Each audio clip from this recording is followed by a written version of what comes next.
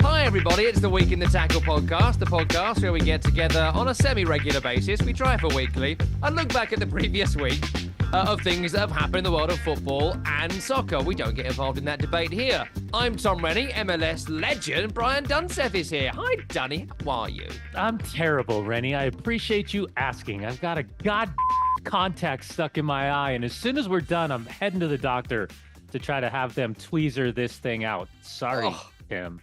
But it's killing me right now. I'm super agitated. Awful. Yeah. How did this happen to you? How did this happen? It just went back naturally? Did you push it back? No, I think I was trying to get it out last night, and I thought I got it out. And I woke up this morning, and it's like wedged in somewhere in this region. And I've tried everything to flush it and pick it out. My eyeball's so irritated. And then trying to deal with the American health system to just book an appointment, and some lady asking me unnecessary questions that I just don't need to deal with right now. Just please book the appointment. I will say thank you very much. And I could deal with all the other bull that comes along with it. Sorry, Tim, afterwards. But in the meantime, I'm super bugged right now because this is fucking killing me. Sorry, Tim. It's going to be an angry show for the next half an hour. I think we can all agree. Why don't you? So I tried contact lenses because my vision's not like amazing because I wanted to keep playing football, but you just got a bit blurry. And I can't get them in and out. I just can't do it. My eyes are too thin. I'm too much of a wimp, whatever. I couldn't do it. So I stuck with the glasses. And I feel like, you know, I've got no hair, but it breaks up your face. It gives you a sense of character and personality to your face. Yeah. I mean, it's not the old days where you'd get bullied on the playground, you know, specky four eyes git, that sort of stuff. You know, people think they're classy now. Everyone wears glasses. Why don't you get some nice, we could be like the same glasses. We could be like the Marx Brothers or something and dress the same. That'd be cool. I do have glasses, but I only wear them in the evenings while I'm sitting around with the family and watching television. So I have a unique thing that happened to me. I was in second grade. There's a game called tetherball. I don't know if you guys have it over in England, but it's just a post and a chain with a ball at the end of it. You smack it and you try to spin it around and whip it. While I was in second grade, a girl swung, missed, and caught me in the eye with her fingernail, sliced my eye. And so I was a pirate, wore a patch for the better part of 3 weeks because it was that bad of an injury. So my left eye's always been a little bit wonky in terms of like depth perception. And it was something that it failed me for baseball. And then for soccer, I was okay because the ball was big enough. But then about a year and a half ago, there's this giant windstorm out here in Salt Lake, and a piece of wood flew into my eye, this little tiny piece off a tree. What is your life? And it got caught in my eye. And as I kept blinking, it was literally like cutting my eyeball, slicing my eyeball. So I ended up gutting it through the night, went to the emergency room the next morning, and they flushed it and got it out. But in the meantime, the decline of vision in my left eye. So I'm 20/20 in this eye. I'm like 2100 in this eye. So I do wear glasses. But it's kind of my right eye is so much stronger that I felt like I was in a fishbowl. Like my perception was a little bit off. So I tried to wear them full time, wasn't working. So I do have one single contact, and that motherfucker is caught right now in this left eye. Sorry, Tim. So when you're at home at night watching TV, if you're ever at home for any night when you're not on the plane somewhere, you're like one of those, just turn the telly over, Sonny. Let me just put my specs on to see what's on. That sort of thing. No, I'm good. I'm good. I like old man Grandpa Dunny. I think it's a nice vision I've got there. It's only when things are too close, I gotta pop them up and take a look at it. But anything else, like it works. But it's weird because I tried to call a game with him one time. I was like, I'm gonna try him in the very beginning. I was like, nope. No, can't do it. Gonna happen. It takes a certain kind of talented broadcaster to do it with glasses. And I keep imagining, did this girl have like Olympic runner? You know, the Olympic runners, the women 4x400 sprinters have the nails done like Shonda in The Office. Do they all like, was that what her nails were like a samurai? I don't know. Wolverine. Don't remember. No. But I also got suspended in second grade because the teacher told me to go sit in the corner and there was a desk. So I crawled under the desk and I sat in the corner and she suspended me for it. Yeah, you're a bad boy. Listen, things to get through today. We're going to do maybe an extended heroes and villains because there's loads of little tidbitty stories to get to. But I did just want to spend a few minutes at the top of the program to talk about the first Premier League weekend, Dunny. And, you know, Chelsea City, Stamford Bridge was a game we were all kind of looking forward to. And that was the big one of the weekend, big one to get us going. You know, a superpower and a former superpower in the Premier League, the bizarreness of Chelsea and all that. But I just wanted to start with some of these numbers for Erling Haaland because just like, you know, he's good, right? You know, he's great. You know, he scores lots of goals. Like everyone listening to this knows this, but sometimes the stats tell you a lot. Sometimes they tell you a little. Yeah. This was his 1 100th appearance from Man City, right? So already, even that in itself is an achievement. We speak to a lot of people, and I genuinely think if you've done 100 games at the top level, it's already a good career. You've done well to make it this far. It's a very narrow pathway to get there, right? You add the 100 appearances for Man City to 91 goals. 91 goals scored in 100 games. On top of that, 15 assists, 9 hat tricks, and just the 5 trophies won in that time. Just tell us a little bit, Dunny, about the historic nature of these numbers. Guardiola didn't compare the players directly, but he compared the numbers to Lionel Messi and Cristiano Ronaldo. And these are their numbers, are they not? Yeah, they are those. Still, in that way, I don't like comparing Erling Haaland to those two because for me, you have different players, different positions, different styles of play. I would equate, and this is the conversation we've been having forever. Was right, Harry Kane, Robert Lewandowski, Karim Benzema, and then we had kind of this Kylian Mbappe slash conversation with Erling Haaland, and maybe this was a more like passing the torch, transitionary kind of generational talent that we said the trifecta, right? The trifecta was until Neymar fell off, it was Cristiano, or in whatever order. I would go Lionel Messi, Cristiano, and then Neymar, but that's just me. But then he fell to the side. And as we watched the kind of twilight of these incredible superstars of their career, we're waiting for that next generation. I think the next generation is here. And certainly Kylian Mbappe is in that conversation. But with Erling Haaland and the numbers that he's putting up, it's outrageous. It is outrageous. And it's very similar in terms of like untouchable status. He's in the starting 11 as long as he's healthy, but he's going to create 2 or 3 opportunities. For me, it's the ruthlessness and it's the efficiency and moments like the goal that he scores where he gets away from Cucurella, which he's going to be my hero and my villain. Oh, And then with Sanchez closing down space, the finish, the way he slows himself down, the way it's almost like Bagger Vance style, where he sees kind of the moments and kind of the waves in which he could create the little arc of space for him. Um, think about the repetition. I mean, think about the ability of over and over in these finishing drills to have that unique balance at whatever he is, 6'4", 6'5", and growing, to then figure out a way to maneuver his body away from an onrushing goalkeeper, away from the defender, and still have the frame of reference to hit that little dink, to find that one little gap of space where he can split the two and find the empty net. It was an extraordinary goal. The naysayers will tell you, well, look at the numbers against the big six. Look at the finals. Look at the big games. He doesn't score. For me, those are haters. I think you can point to stats and use stats however you want. But the reality is, what did you say? 91 goals and 100 appearances. It's incredible. And he's worth every penny. Whatever the number is that they paid for him, whatever the number is they are paying him week by week, you drop him into any team and he's absolutely going to be a starter. I haven't done the maths here because, why would I? That's far too much work. But I wonder how many players in their career, percentage wise, never score 90 goals. Like, Hmm. obviously, you don't expect goalkeepers or defenders to do it, but even good strikers who've had good careers might score 60 or 70 goals in their career. And you think, oh, they've done well. They did a good job for the team. Scored maybe 5 to 8 a season.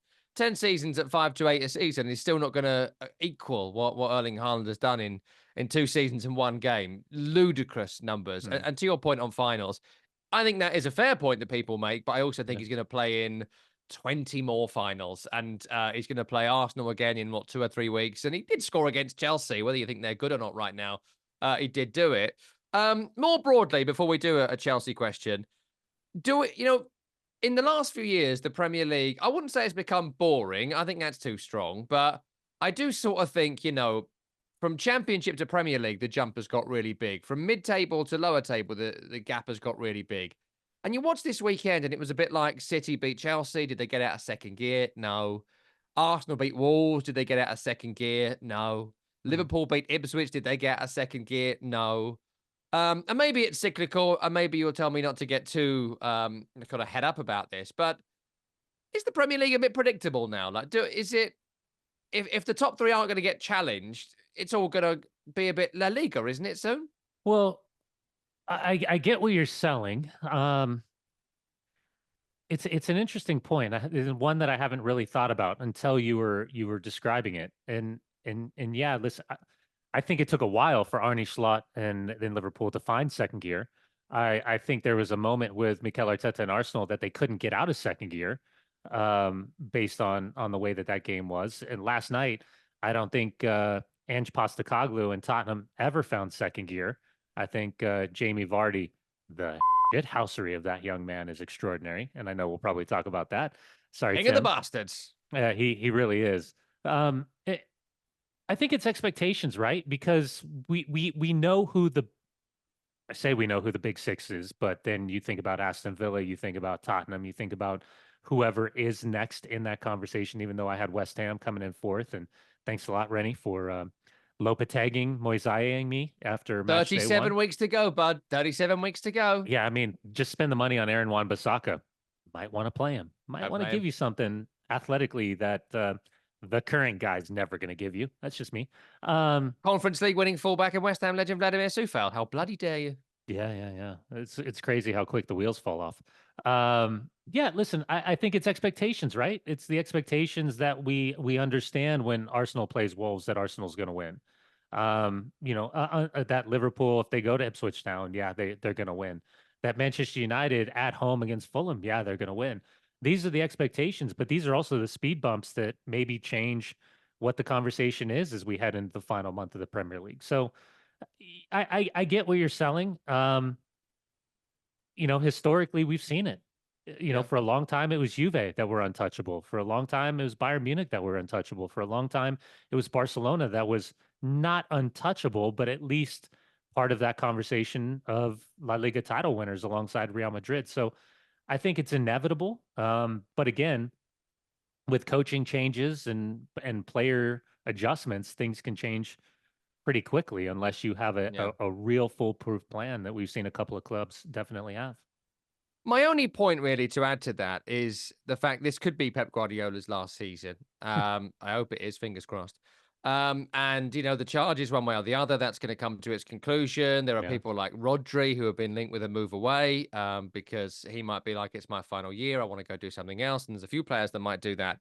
And I do think the top three have got further away than everyone else, but I do see Liverpool and Arsenal being kind of cyclical, and there are teams that could catch them. But with Man City, I just don't see it. And I just feel like what we need to do now is just give Guardiola like a golden Premier League, like the one they gave to Wenger for his undefeated season. Just give him the golden Premier League and say you're perma champion, right? You are the best. You are unbeatable.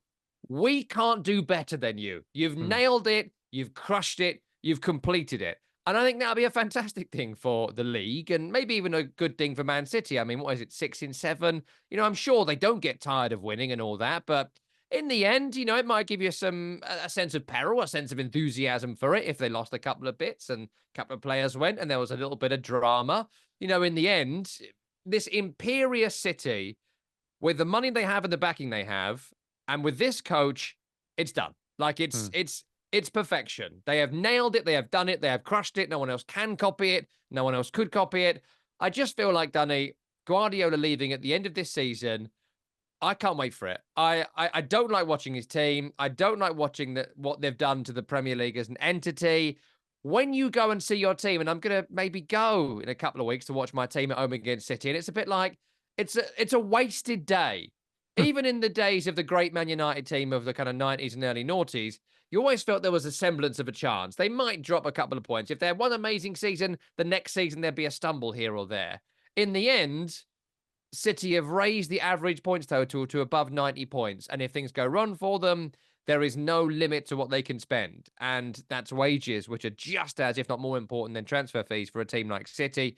So are you looking forward to him going? I mean, I've had enough of it. And if he does go, I'd like to see him actually take on a different challenge, like go to Bologna, go to, I don't know, Peterborough, and do something else. Yeah. This top level stuff, it's yours. Take it. It's yours. Yeah. And that's what's going to follow him, right? The criticism of the teams that he's managed were always, if not the best, part of the best with Barcelona, Bayern Munich, and now Man City. The only thing I'll say, and I get what you're saying, is I look at it from how he's managed this group. And yeah, you're right. The infrastructure and the club umbrella that kind of seeps into every continent around the world. The fact that they go out and they spend very quickly and they get their business done early. The fact that when they do miss, it's very rare that they miss. The most recent, obviously, Calvin Phillips. The squad depth and the style in which these players have to understand what they're walking into and earn on a day-to-day basis. And then quite frankly, the most impressive thing for me is the monster mentality of these players to show up each and every day. Because you can, as we can talk about Chelsea, assemble $1 billion squad, but that doesn't mean that these players and this manager is going to figure out how to gel and create a culture of winning and create a culture of competition and demand a culture of stepping on the field and showing up every single game and every single competition. Yeah, listen, I think at the end of the day, I look at it as enjoying what Pep Guardiola has brought to Man City and in effect to the Premier League, because it's something that I think is going to be very difficult for someone to recreate and achieve. So it's almost as like for me, again, and I know you're coming from a different angle on this, enjoying what it is right now, because we can all be speculative going forward to seeing what it's going to look like with whatever that next step is, whether it's domestic or country. Because the reality is, like, where does he go from here? Mm. Like, what's the next step? Like, if you're Pep Guardiola and finally that decision is made and you've done exactly what you've wanted to do, what's next? I don't know if there's a step up for any other opportunity, maybe outside of him coaching Spain, which then you got Catalonia, Spain, you've got this interesting dynamic that happens, which I don't know if one can ever kind of cross that threshold. Looking back in history with Pep Guardiola. So Yeah. yeah, I don't know, man. It's I think it'll be a sad day, but it'll Mm. be kind of in the same mold, obviously different. But when Jurgen Klopp walks away, Arne Slot comes in, and what that looks like Liverpool, I think we'll have kind of the same questions of what it's going to look like for Man City Yeah. post Pep Guardiola era. I mean, in the end, they're still going to be champions with their current budget without Guardiola. At the very worst, 1 in 4, and Hmm. that just feels better to me. Guardiola's too good; they've got it too good. I'm happy for them just to knock it on the head. Speaking of things that need to be knocked on the head, Chelsea buying players. I want to see what you thought about the performance this weekend, which was it was fine. It wasn't awful by any stretch, and they Yeah. have got some good players. Whatever we think about the quantity of players, they've got some really good players. But it was funny for me, Danny, briefly to watch the game at the weekend, and I was watching it with a Chelsea fan who was telling me we've got to get Gallagher in the 10 position. Got to get Gallagher in the 10 position. And he's probably their best number 10 last season. Had an all-time quality Premier League season across all comps. It was like 25 goals and 15 assists, something like that. Like Haaland numbers, right, in their extraordinariness as opposed to quantity. And yeah, extraordinariness. What of it? I can say what I want. It's our show. But like he can't play there because Enzo Fernandez, who's inexplicably captain following his Instagram live. It's a wild thing to have done, considering his diabolically average form for the entire time he's been there. It's a wild thing to have done. But whatever, he's captain for whatever reason. He's in that position. If not, they could put Kieran Dewsbury Hall in that position. If not, they could put Nicholas Jackson in that position. If not, they could put and so on and so forth. So with that being the case, this week, to solve all the issues of the weekend, they've signed a number 10 in Joao Felix from Atletico Madrid, who was previously on loan, and his most notable sort of thing was being sent off on debut at Fulham. He did fine, not great, not worth bringing back in, but fine. What do you make to the fact that the team looked like it did, and the solution seems to be from Bedad Igbali, who I think runs things day to day more than Todd Bowley these days, is to bring in another player in the position where their best player would like to play? Oh boy. I thought we were going to start with Raheem Sterling's camp statement before Hey, we even got to the game. I didn't have the time to list it all. We can start wherever you want. Yeah, that's wild. Yeah, listen, the Joao Felix thing, he's still only 24, but you have that great season at Benfica, $100 million player for Atletico Madrid. Obviously, doesn't fit with the cult of personality of Diego Simeone. He's been on loan the last couple of years. I don't think he did enough, in my humble opinion, watching what happened at Chelsea the first time around. I watched him at Barcelona. That wasn't a success. And then it's wild to spend the 45 to 50 million pound on him, amortization of a whatever 6 to 8 year contract. And if rumors suggest that it's 300 grand a week for this young man just to get rid of Conor Gallagher for profit and sustainability to bring in the full 45 million for him, I can understand the business practice. But like I don't get it. There's nothing about this that I get. Like if you would have told me 2 seasons ago that they're betting on the future with the players that they're bringing in, great. But that was 2 seasons ago. Yeah. Even last year, you bring in Pochettino, and finally at the end, Pochettino's getting it right. Pochettino has him trending in the right direction collectively. You could see the culture that was being built, and then he's out the door. So you bring in Maresca, who had a great year at Leicester City, was an assistant to Pep, and he takes over. And now you've backed him into a corner where every pointed question about players is met with a technical decision description. Like, all these positions are effectively front facing every time these guys are forced to step up to the dais and answer questions. Where is Boli and Igbali to give us some type of insight to what they're trying to do? I would just, and I don't mean this maliciously. I'm not trying to throw more kerosene on the fire. I would just love for someone to come out publicly and explain what they are trying to do or Yeah. what they think they've done. Because I'll tell you, the one thing they've done is they've exposed a lot of holes within the system. They've done a lot of things that I think a lot of people weren't aware of the capability of doing. I think the cause and effect for the Premier League has to close some of those doors. The adjustments of flipping hotels and amortization and all that stuff is great.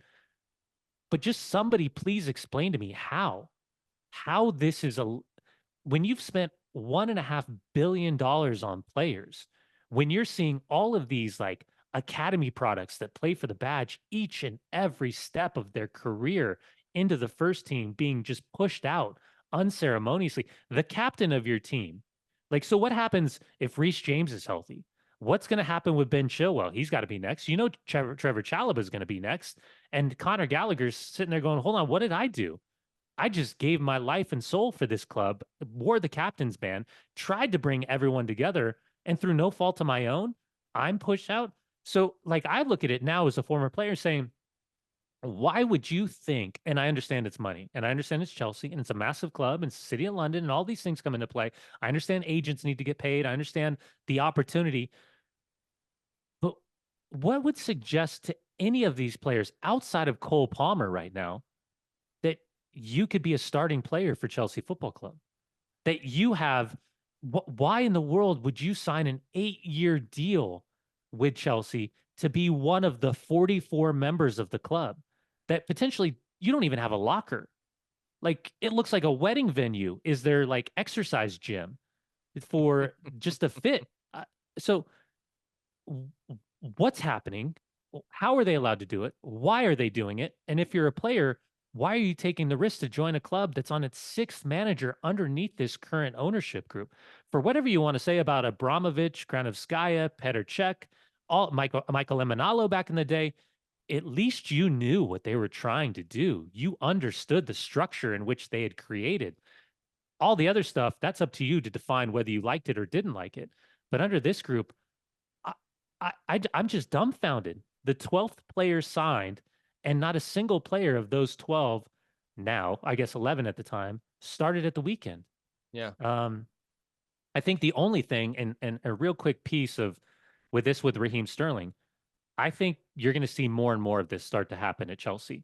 I think you're going to see, and credit to Conor Gallagher because he's shown the utmost amount of respect for the fans and for the club, and he never came out publicly. And one day he'll tell his tale.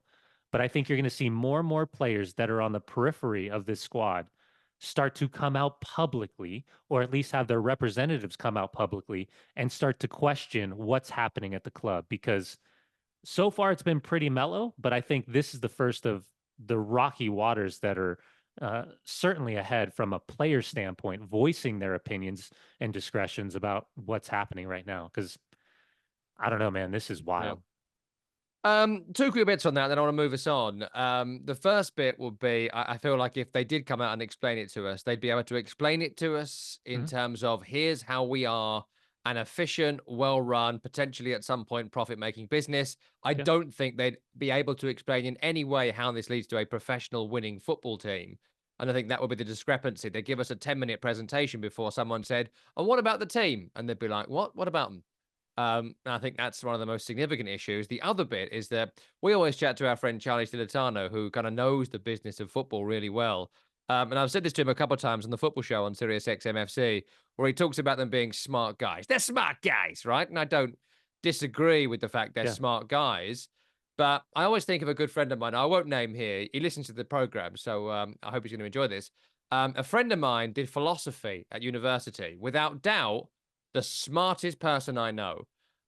So anything I know about philosophy or like read of Kant or Kierkegaard or whatever, I read from a book that was in his room that I read a bit of and was like, what does this mean? And we'd have this amazing conversation about he'd teach me all these things about philosophy. So smart, could take in any information, could recite all these things to you. So without doubt, for me, the smartest person I know.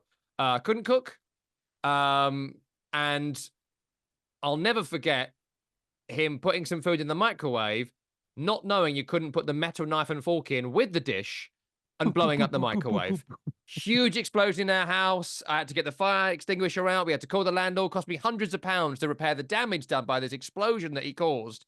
Because in reality, in this sphere, he was a complete fucking moron. Sorry, Tim. But in this other sphere, was a genius. And I keep Mm. thinking about that when we talk about, Elon Musk, but also the owners at Chelsea. Listen, I want to move us on to some extended heroes and villains from the first weekend of the season. But a bit of housekeeping before we do that. If you like this show, we'd really appreciate you leaving us a review wherever you're listening to it. If you can write a review, please write us an extended review, positive if you can. Make it funny if you like. We'll read out some of the best ones on the program, but we need some more reviews. So we've got loads of great ones already. Whatever platform you are on, leave us a review. Feel free to leave us a review on all the different platforms. If you're Spotify one week and you're on Apple Podcast the next, do give us a review. Do write us a one and give us a 5-star rating. We're also asking you, if you like this show, to tell a friend. Tell one friend. We might expand this over the weeks, but tell one friend who doesn't listen to this program that they should listen to this program. And then we'll do that on a regular basis to expand the Week in the Tackle community. And we're also looking for sponsorship as well for the program. So if you would like to sponsor the show, get in touch. Various social medias, you can get in touch with us. We're easily reachable. Danny's quite hidden, but you can find me and you can find Tim Horsey, who produces the program. And if you can guess Danny's burner accounts, you can also get in touch with him directly. So if you would be keen on sponsoring the show, do get in touch. Right, that is today's housekeeping done. Let's get to some heroes and villains from this week. I've got a few I've kind of got, but I did want to start with a villain and get your view on this. Jamie Vardy, football's Oh, utter bastard, is oh, back in the big time. 37 oh. years of age, going into this game against Tottenham on Monday. I got the team news on the Monday show, and it was the manager Steve Cooper saying he's injured, probably not going to play, might be a couple of weeks. He starts, so Amazing. that was already one little bastard moment. Yeah. He then scores in the game. He then runs around the stadium, Jamie Vardy style. He's had 5 or 6 Red Bulls. Other energy At drinks are halftime. available, and we're open to sponsorship. If you are an energy drink, we'd love to partner with you. Celsius. Yeah, if you've got the money, Celsius, give us a call. But then when he goes off, Dunny, he goes full Jamie Vardy. He just goes full utter gits to the Tottenham fans, pointing at his Premier League badge. I've won one. You've won nothing. He then gets into a row with Romero. F off, Romero. All of that. Sorry, Tim. Just give us a view on Jamie Vardy. I mean, it gave me those sweet, tingly sensations of 2016. I missed him. I really missed him. I remember my Tattenham lunacy group chat was fired up yesterday because old Gabe and Heads were popping shots at me about how boring Ten Hag and Manchester United were in their win against Fulham. And I said, I can't wait for the Vardy party. And they were just like, "Oh, goals are coming! Watch, we're going to show you exciting football." Blah blah blah. And I step cousin of Cristiano Ronaldo, Pedro Porro scores. By the way, they are eerily similar in not the most likable Oh, is way. that true? I thought that was. Is that a true thing? They're step No, cousins. not at Oh, all. oh, No, okay. You just drew me making in it there. up. You suckered me in. Now Just you've making said it up. it. Now you've said it. I thought that might be true. Hold You on. can't unsee it. Trust me. No, Next time you look at Pedro Porro, you're going to be looking at the similarities of I can see Cristiano it. Ronaldo, and it's going to ruin it for you. You're welcome, world. Um, but as soon as Vardy scored, man, you saw it coming. You just knew the Prince of Housery was in the building. Sorry, Tim. Do I have to apologize for that? But then getting the stick from the Tottenham fans, and a moment that he went like this, 1, you, 0. I was just like, slow clap, slow clap. And that was fun to banter with Yeah. your Tottenham friends about, because then at that point I took the screenshot of Jamie Vardy going like you, like 0. I ended up taking that screenshot, sending it to you guys. I sent it to the Tottenham group, and I sent it to all my friends that were Spurs supporters just to get a nice little dig in. So yeah, it's good to have him back. I know the plenty of jokes in the response were he's only playing because he's got to pay the Roonies off. That was another subplot and a hell of a joke coming back. For those that don't know, it was Rebecca Vardy. Yes. So just do your research if you want to find that story out, because pretty incredible. But yes, I for one am very happy that Jamie Vardy is back, because as you guys know me, I love the Dunsethery, I love the dark arts, I love the little margins of manipulation. And Jamie Vardy, Neil Mopai, those are kind of two of my favorites of just pure housers. Sorry, Tim, in the Premier League. Yeah, I love that there was something doing the rounds on social media, which was how can any football fan not love this guy? And it was like, yeah, sure, you do love him until he scores against your team. Hmm. And he's the absolute worst person in the world for the best part of 10 minutes. But maybe, the years passing and the water passing under the bridge gives us all a rose tinted, to mix my metaphors, viewer Jamie Vardy, that we have for this week. Wait till we scored against you next week and Yeah. get back to me. Give But us a by the villain, way, Danny. by the Oh, go way, on. we should do it really quick for all the listeners out there. Who's your favorite houser? I mean, for me, it was Pepe. When Pepe and Sergio Ramos were together at Real Madrid, that was the ultimate duo of step on your hand, kick you in the nuts, and help you up by the shoulder at the same time, with a Cheshire cat smile on your face. I don't think I have to apologize for nuts, right? No, that's fine. You can Yeah, get nuts wherever you like. That's your yeah, business. yeah. But you do need to for shit. Sorry, Tim. Oh, sorry, Tim. No, Pepe definitely. I mean, Vardy would probably be mine. If I had to pick another one from the Premier League currently, would probably be Emi Martinez, Good who we show. saw at close quarters this weekend when Villa were winning, and everyone would have experienced this. At one point, and obviously I was annoyed, so I counted it. He took 42 seconds from catching the ball to then just dropping it to the ground, taking a few more steps, and then passing it to his right. 6 second rule, my ass. Villain of the week, who you got for us? He's my hero and my villain. Oh, It's Mark Cucurella. So Mark Cucurella, for those that don't know the history between he and Erling Haaland, it was absolutely brilliant. And I'll try to tell this story in chronological order, okay. because as we found out post-match, Erling Haaland telling us that Mark Cucurella is a funny man. Last year, he asked for my jersey, and then during the summer, he sings a song about me.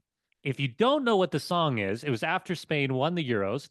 He elected to sing a song that was sung about him, and the song goes a little bit like this. It's in English. Cuckoo cucarea, ita paella. Cuckoo cucarea, drink an estrella. Holland's trembling, Cucurella's coming. Holland's trembling, Cucurella's coming. So eat a biscuit. I'm curious to the last part about so eat a biscuit. It must Eat a be in biscuit. Spanish. So eat a biscuit. That's the last part. But if you That's got to haven't be seen lost in it, translation somehow. There's I something I'm didn't do missing. it justice, because Maybe it's a that was public school thing. the celebration. He's obviously as imbibed a little bit slur in there. But that I thought was interesting, because That's great. Eats a paella, drinks an Estrella. He actually got a television commercial out of this song with Yeah, yeah. Estrella because of the links. But if you're gonna call out Holland and say that Holland's trembling, you can't get done for the first goal. And you certainly, when you go up for an aerial challenge and you fall cramping up, when you reach and you say, like, I'm cramping, help. And Holland just looks at you and just gives you the poop face as he walks by. It was incredible. So he's my hero and my villain. Erling Holland is my hero and my villain.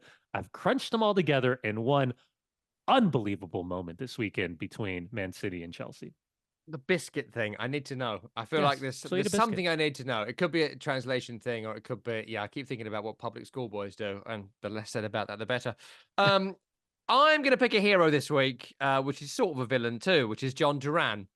And I think this is a really, beyond the fact it happened to the team I'd like to have seen win, I actually think it's a real cool story because um, he was meant to go to West Ham during the summer, or West Ham wanted him to come in. They signed Fulkrug in the end because Villa wanted like 40 million, right?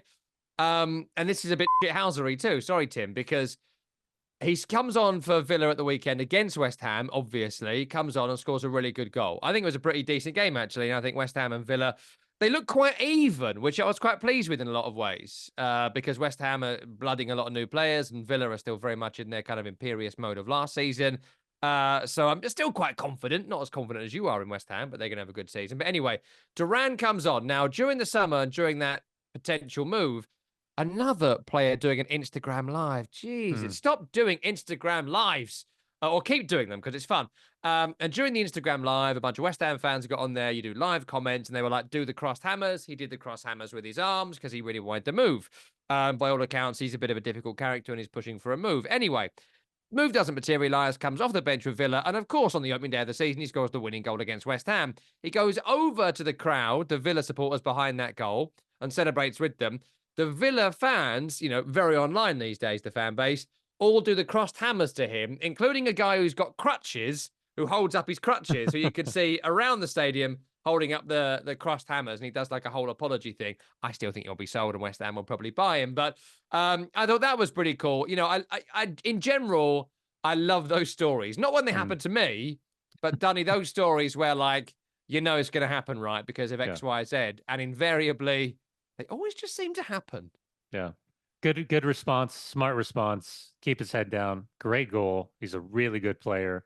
And whatever this looks like, whether that be at Aston Villa and getting Champions League football, or it's at West Ham in this kind of regeneration of the club, whether you talk about sporting director or new manager. The only thing I just have one request, Rennie, just one request Go when it on, comes to West Ham. go on. Uh, Moisiah's not there. So can you stop fucking playing like he played? Sorry, Tim. Yeah, I mean, I think that it was pretty evident that it was first game, right? In terms of West Ham, it was clearly first game. But play the I, guys. Play your new signings. What are we well, doing here? I think that Mavropanos, I think is no good. So I think by the time we get to, unfortunately, the next home game is Man City, but I think in 4 weeks' time, it'll be Yeah. Tadiba, it'll be Wan-Bissaka, Alvarez will be back. I wasn't a big fan of Guido Rodriguez. We'll see how the next couple of weeks goes, but he looked a bit slow to me. He looked a bit Carlos Sanchez, which is about as big a criticism I can give anybody. We'll see how it goes. Oh, one other quick one before we go. Just a quick mention of this. James Milner, 2002, November 10th, 2002, he made his Premier League debut. Played this weekend, August 17th, 2024. 23 different Premier League seasons he has played in. When his manager was born, redo that. It was 31, so he's 9 years of age. He was nine Yeah. years of age, not born. I was going to do live Yeah. maths, but that was terrible. Don't So I'll do do the it. other one. Yeah. James Milner was making his Premier League debut. His manager this weekend, Hertzler, was 9 years of age when he made his debut. Isn't that just ludicrous Incredible. in every way? Yeah, and by the way, I think the biggest credit, well, first off, James Milner's a unit, right? Physically just a unit. And I keep trying to tell people it's usually in your late 20s is when you lose this competitive fire where like Tuesday, Wednesday, Thursdays don't matter to you. You just want to get to Fridays and game prep. Um, that's where a majority of the top professionals kind of die off, and then the exceptional professionals continue. You got to be extremely lucky with your body and your health. You got to avoid major injuries as much as possible, and then you're treating your body like a temple. And then you just got to have this insatiable drive to win and to compete and to perform, and for that love of the game that has nothing to do with money, has nothing to do with the wages. So credit there. But by the way, I loved when talking about Hurstler what he said about demanding respect and understanding how to present and effectively telling us how great of a young manager he is. And thinking about this, like, you're 30, 31 years of age, walking through the door in this presentation, and everyone's doing PowerPoint presentations and everybody's doing analytics and all this other bull. Sorry, Tim, that has to do with the game. Really annoyed about this stupid contact. You are, yeah. But the reality is, you still have to have a presence and you still have to step onto the field and you still have to move these players around. And you still have to get these players to be bought in with what you're selling them. And when James Milner co-signed you after match day 1, and you were in full control from opening whistle to the final whistle at Everton, Ashley Young, how are you still even playing? And what are you doing? What are you doing? It's incredible. So credit to James Milner, man. Yeah. Yeah, just an absolute unit of a player. Danny, get to hospital. Thank you for staying around to do the show. Oh, wait. Get yourself to the hospital. I'm going. This has been week in the tackle. Hopefully Danny survives. We'll keep our fingers crossed for him. That's Brian Dunseth. I'm Tom Rennie.